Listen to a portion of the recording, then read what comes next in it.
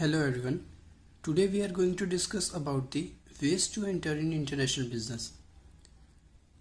हम किन किन तरीकों से इंटरनेशनल बिजनेस में एंटर कर सकते हैं या हम अपने बिजनेस को एक्सपेंड कर सकते हैं, वो आज हम इस लेक्चर में जानेंगे।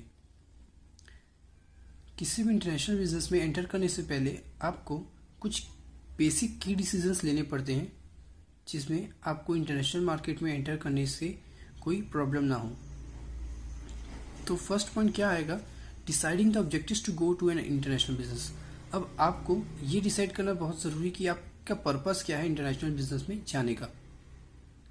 आपका मेन मोटिव क्या है, आपका गोल क्या है इंटरनेशनल बिजनेस में जाने का। तो फर्स्ट पॉइंट मैंने लिया है ऑप्टिमम यूटिलाइजेशन ऑफ रिसोर्सेज।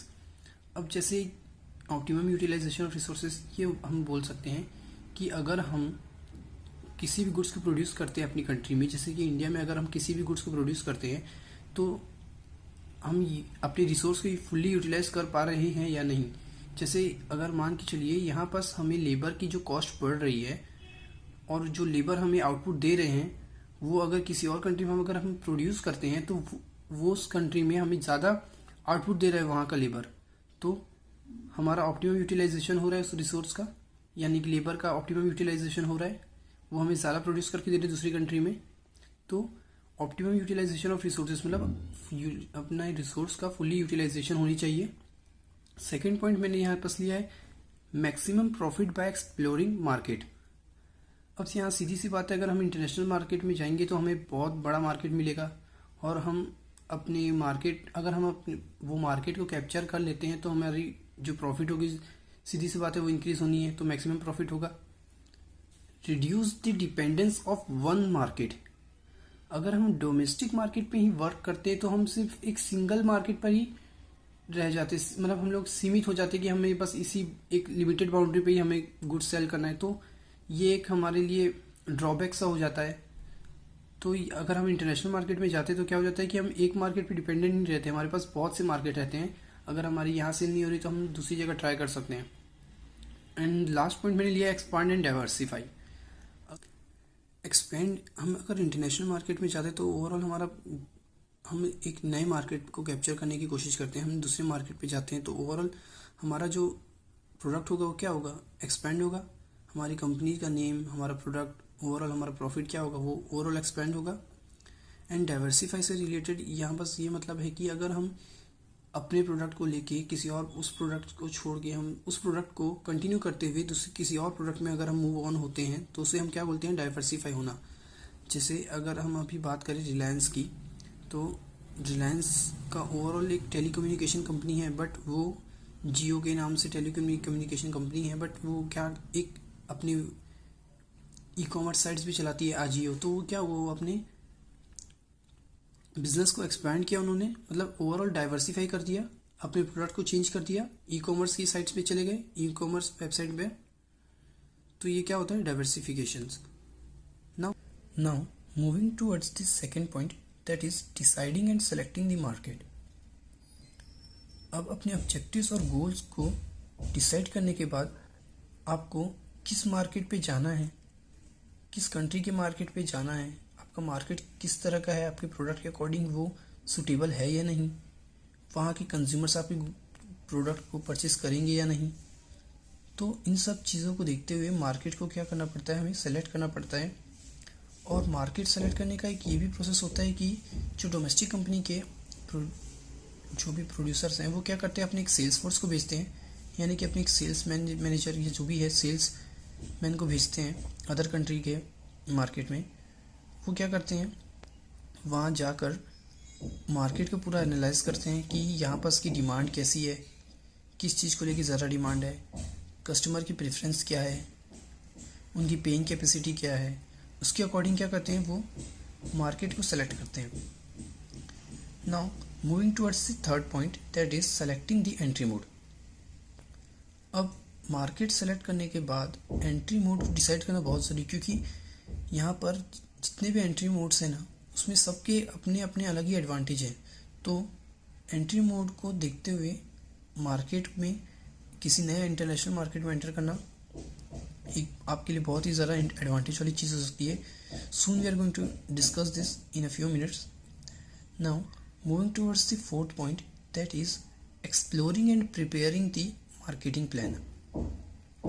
अब exploring and preparing the marketing plan से रिलेटेड क्या है, अगर हम किसी भी इंटरनेशनल मार्केट में जाते हैं तो वहाँ का सबसे पहली बात तो कल्चर अलग है ना, उनकी पेइंग कैपेसिटी सब चीज़ें डिफरेंट है।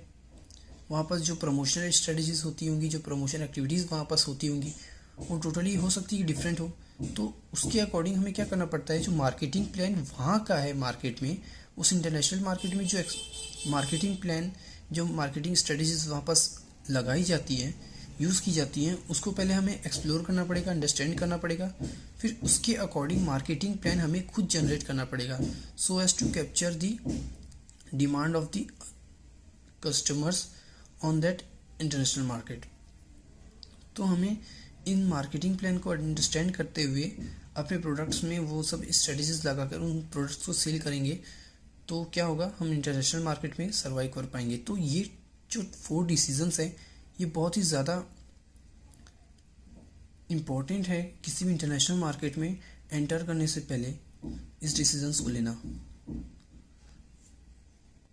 Now moving towards the ways to enter in international business. अब कौन से तरीके से या किन किन तरीक़ों से हम इंटरनेशनल बिजनेस में एंटर कर सकते हैं। तो फर्स्ट आता है आपका डायरेक्ट एक्सपोर्टिंग। हम अपनी गुड्स को किसी अदर कंट्रीज़ में सेल कर देते हैं तो उसे बोलते हैं हम डायरेक्ट एक्सपोर्टिंग। अगर हम डायरेक्ट एक्सपोर्टिंग का सीधा सा मीनिंग लें तो हम इसे डायरेक्ट सेल्स भी कहते हैं। Now moving towards the second one, that is indirect exporting. हम अगर किसी गुड्स को किसी अदर कंट्री से परचेस करने के बाद उस गुड्स को किसी अदर कंट्री में सेल कर देते हैं, यानी कि हम एक कंट्री से बाय करके सी कंट्री में सेल कर देते हैं, तो उसे हम कहते हैं indirect exporting. Now moving towards the next one, that is licensing. अब लाइसेंसिंग में क्या होता है, 2 पार्टी होती है, दोनों अदर कंट्री में है। एक कंपनी क्या हो गई, लाइसेंसर, जो लाइसेंस ग्रांट करती है, जो लाइसेंस देती है, और जो लाइसेंस लेती है उस कंपनी को हम बोलते हैं लाइसेंसिंग। तो अब इसमें क्या होता है, दोनों के बीच में एग्रीमेंट होता है, लाइसेंसर और लाइसेंसी के बीच में, वो दोनों के बीच में एग्रीमेंट होता है। और लाइसेंस उससे बोलता है कि भाई इस लाइसेंस के बदले आप मेरे ब्रांड नेम, मेरी मैन्युफैक्चरिंग प्रोसेस, टेक्नोलॉजी, ट्रेडमार्क और जितने भी इंटेलेक्चुअल प्रॉपर्टी है, आप किसी एक पीरियड ऑफ टाइम के लिए या स्पेसिफिक पीरियड ऑफ टाइम के लिए आप मेरी प्रॉपर्टीज़ को यूज़ कर सकते हो in return for a royalty. और रॉयल्टी के तौर पर वो क्या करते हैं, लाइसेंस ग्रांट कर देते हैं किसी अदर कंपनी को, ताकि वो उनकी इंटेलेक्चुअल प्रॉपर्टी यूज़ करके बिजनेस कर सके अदर कंट्रीज़ में। तो इसे हम बोलते हैं लाइसेंसिंग। अगर हम लाइसेंसिंग के एग्जाम्पल की बात करें तो आप मिकी माउस को ले सकते हैं। मिकी माउस क्या है, एक ब्रांड लोगो है। तो मिकी माउस के अगर ब्रांड लोगो को अगर आपको यूज़ करना है तो उसके लिए आपको क्या करना पड़ेगा, उस कंपनी से आपको लाइसेंसिंग लेनी पड़ेगी, उस कंपनी के ओनर से आपको लाइसेंस लेना पड़ेगा for a specific period of time. उसके लिए आप लोगों को उनको रॉयल्टी देनी पड़ेगी, है ना। अगर कोई बिना लाइसेंसिंग के थ्रू अगर कोई बिजनेस के ट्रेडमार्क या ब्रांड को यूज़ करता, ब्रांड लोगों को यूज़ करता है तो क्या होता है, वो इलीगल होता है। और अगर हम लाइसेंसिंग के थ्रू अगर किसी चीज़ के ब्रांड, किसी कंपनी के ब्रांड लोगों को यूज़ करते हैं, ट्रेडमार्क्स को यूज़ करते हैं, तो क्या होता है, लीगल होता है। और ये किस लिए हेल्पफुल होता है लाइसेंसिंग, ताकि हम अपने बिजनेस को किसी और के ब्रांड या ट्रेडमार्क के थ्रू अपने बिजनेस को एक्सपैंड कर सकते हैं। Now moving towards the next one, that is franchising.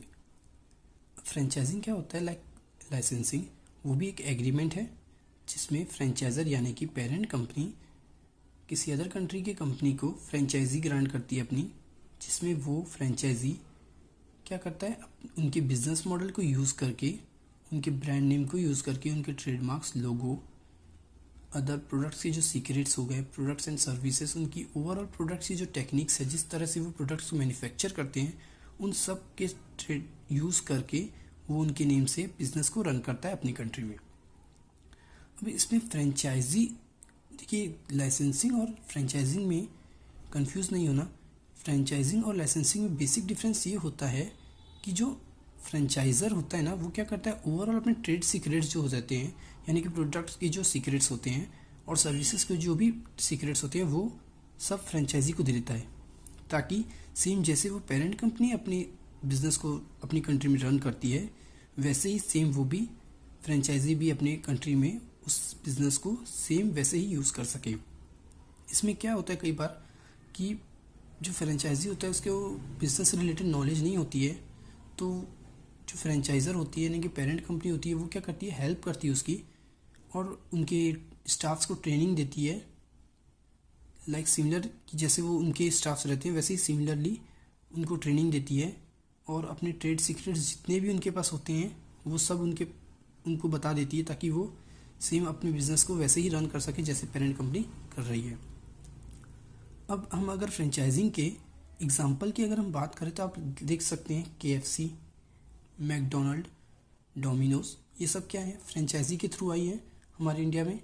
और अगर आप देखें तो उनके जो ओवरऑल जो प्रोडक्ट के जो सीक्रेट्स हैं, आप किसी भी डोमिनोज में चले जाइए, आपको लगभग मैकडोनल्ड्स में चले जाइए, आपको जो पिज़्ज़ास के टेस्ट होते हैं या बर्गर के टेस्ट होते हैं वो आपको सिमिलर ही मिलते हैं। तो ये क्या है, इनके जो प्रोडक्ट के जो सीक्रेट्स हैं वो फ्रेंचाइजी को पेरेंट कंपनी क्या दे देती है, ताकि वो सेम वैसे ही प्रोडक्ट को अपनी कंट्री में बना के कंज्यूमर को सर्व करे।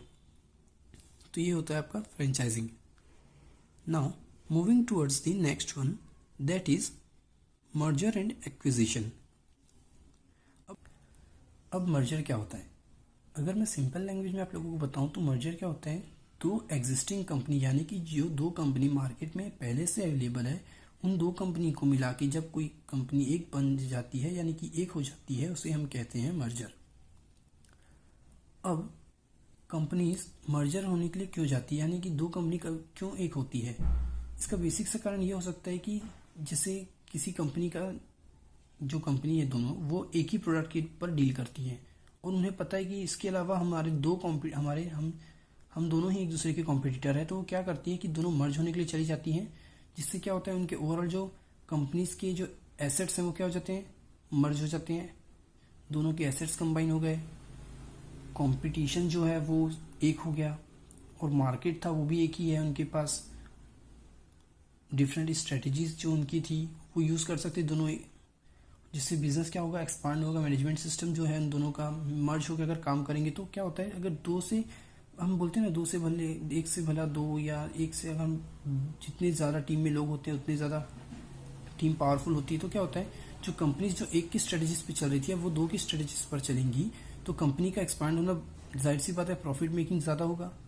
कंपटीशन तो कंपटीशन की बात ही नहीं होगी अगर जब कोई दो कंपनी मर्ज होकर एक हो जाए, है ना।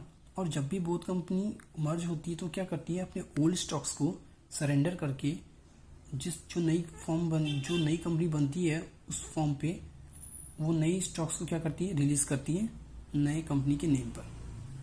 तो ये होता है आपका मर्जर।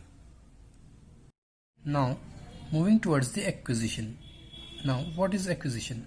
अब एक्विजिशन क्या होता है, जब कोई कंपनी किसी अदर कंपनी के 50% शेयर या 50% से ज़्यादा शेयर या फिर एसेट्स को टेक ओवर कर लेती है तो उसे हम कहते हैं एक्विजिशन। अब कंपनी एक्विजिशन के लिए क्यों गो थ्रू होती है, जब किसी कंपनी को किसी अदर बिजनेस पे लगता है कि बहुत सारा प्रॉफिट है इस बिजनेस पे, ज़्यादा हम इसमें ग्रोथ अच्छी है, ज़्यादा इसको अच्छे से और डेवलप कर सकते हैं, एक्सपांड कर सकते हैं बिजनेस को, तो क्या करती है, टेक ओवर कर लेती है। और ये क्यों करती है, ताकि वो अपने बिजनेस को डाइवर्सिफाई कर सके। अब यहाँ डाइवर्सिफाई का सीधा सा मतलब क्या होता है, अगर आप किसी एक बिजनेस को रन कर रहे हैं अगर और आपको लगता है कि किसी अदर बिजनेस में ग्रोथ अच्छी है या आप उसको अच्छी तरह से रन कर सकते हैं, ज़्यादा प्रॉफिट मेकिंग कर सकते हैं उस बिज़नेस से, तो आप क्या करते हैं, उस बिज़नेस को टेक ओवर कर लेते हैं, मतलब डाइवर्सिफाई कर लेते हैं। मतलब अगर मान के चलिए आपकी कोई टेलीकम्युनिकेशन कंपनी है, उसके चलते आपको लगता है कि ई कॉमर्स की कोई भी कंपनी है उसमें ग्रोथ अच्छी है, उस बिज़नेस को और आप ज़रा एक्सपांड कर सकते हैं, तो और उसमें प्रॉफिट भी अच्छा है, तो आप क्या करते हैं, उसमें भी मूव ऑन होते हैं और अपने बिज़नेस को डाइवर्सिफाई कर लेते हैं, मतलब ओवरऑल प्रोडक्ट ही चेंज कर देते हैं आप। तो टेलीकम्युनिकेशन के बिज़नेस के साथ साथ आप उस ई कॉमर्स बिजनेस को भी रन करते हैं, तो उसे हम कहते हैं डाइवर्सिफिकेशन या diversify. Now moving towards the next one, that is joint venture. अब जॉइंट वेंचर क्या होता है? जॉइंट वेंचर बेसिकली एक पार्टनरशिप होती है दो या दो से ज़्यादा इंडिविजुअल्स के बीच में, जिसमें मैटर नहीं करता है कि वो इंडिविजुअल कौन सी कंट्री का है, और इसमें जो इन्वेस्टमेंट रहता है सभी इंडिविजुअल्स का इक्वल रहता है। इसके साथ साथ जो प्रॉफिट एंड लॉस होता है जो जॉइंट वेंचर से जो जनरेट होता है, जिस बिजनेस से जनरेट होता है जॉइंट वेंचर के, उस बिजनेस में जो प्रॉफिट एंड लॉस रहता है वो उसका रेशियो जो होता है पर्टिकुलर इंडिविजुअल के लिए वो प्री डिटरमाइंड रहता है, क्योंकि जॉइंट वेंचर में पहले से ही इंडिविजुअल्स के बीच में एक एग्रीमेंट हो जाता है related with profit and loss, time and efforts, मतलब कौन कितना बिजनेस पे कितने टाइम देगा, वो चीज़ प्री डिटरमाइंड रहता है पहले से ही एग्रीमेंट में। तो इसे हम कहते हैं joint venture. Thank you for watching this video guys.